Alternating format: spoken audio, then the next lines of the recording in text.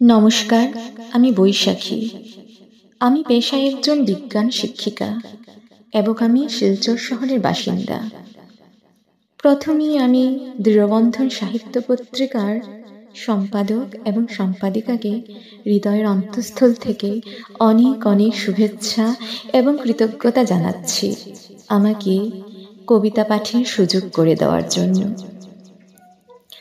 আজ আমি আমার এক প্রিয় কবি তসলিমা নাসরিনের লেখা একটি কবিতা পাঠ করতে চলেছি। প্রথমেই আমি কবির সম্পর্কে কিছু কথা না বলে থাকতে পারছি না।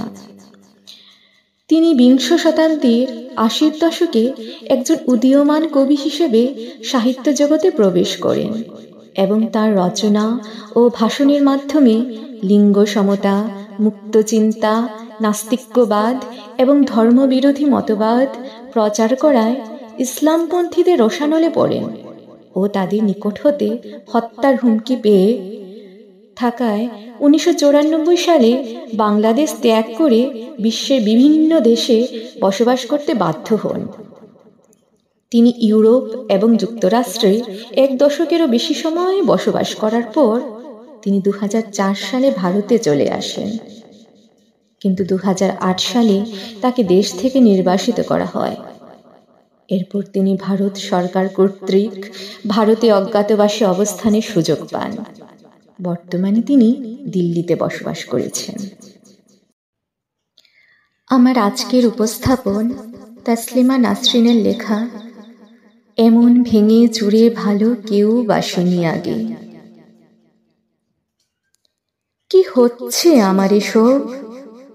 যেন তুমি ছাড়া জগতে কোনো মানুষ নেই, কোনো কবি নেই, কোনো পুরুষ নেই, কোনো প্রেমিক নেই, কোনো হৃদয় নেই।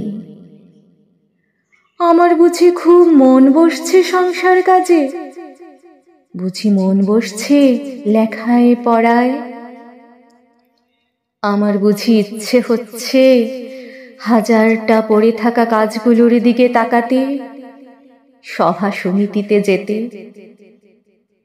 অনেক হয়েছে ওসব, এবার অন্য কিছু হোক, অন্য কিছুতে মন পড়ে থাক, অন্য কিছু অমল আনন্দ দিক।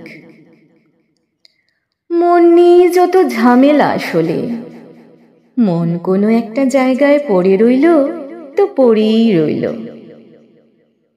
মনটাকে নিয়ে অন্য কোথাও বসন্তের রঙের মতো যে ছিটিয়ে দেব, তা হয় না। সবারই হয়তো সব কিছু হয় না, আমার যা হয় না তা হয় না। তুমি কাল জাগালে, গভীর রাত্রিরে ঘুম থেকে তুলে প্রেমের কথা শোনালে। মনে হয়েছিল যেন স্বপ্ন দেখছি। স্বপ্নই তো, এ তো একরকম স্বপ্নই। আমাকে কেউ এমন করে ভালোবাসার কথা বলেনি আগে। ঘুমের মেয়েকে এভাবে জাগিয়ে কেউ চুমু খেতে যায়নি। আমাকে এত আশ্চর্য সুন্দর শব্দগুচ্ছ কেউ শোনায়নি কোনোদিন। এত প্রেম কেউ দেয়নি।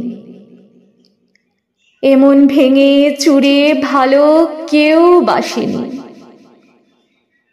তুমি এত প্রেমিক কি করে হলে? কি করে এত বড় প্রেমিক হলে তুমি? এত প্রেম কেন জানো? শেখালো কে?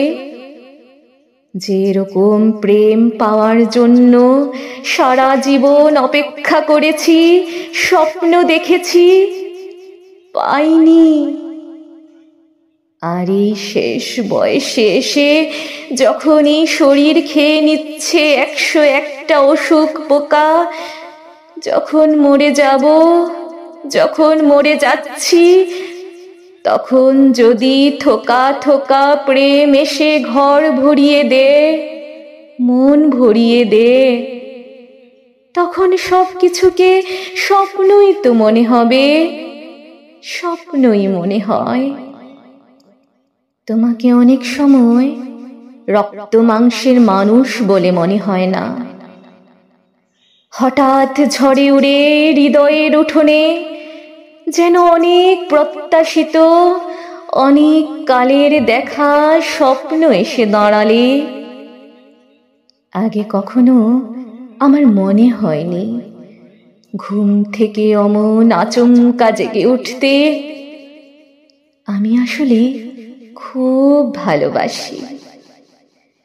আগে কখনো আমার মনে হয়নি কিছু উষ্ণ শব্দ আমার শীতলতাকে একেবারে পাহাড়ের চূড়োয় পাঠিয়ে দিতে পারে।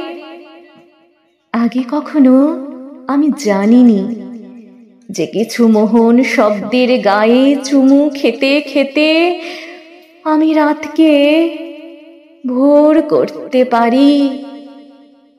আমি রাতকে ভোর করতে পারি।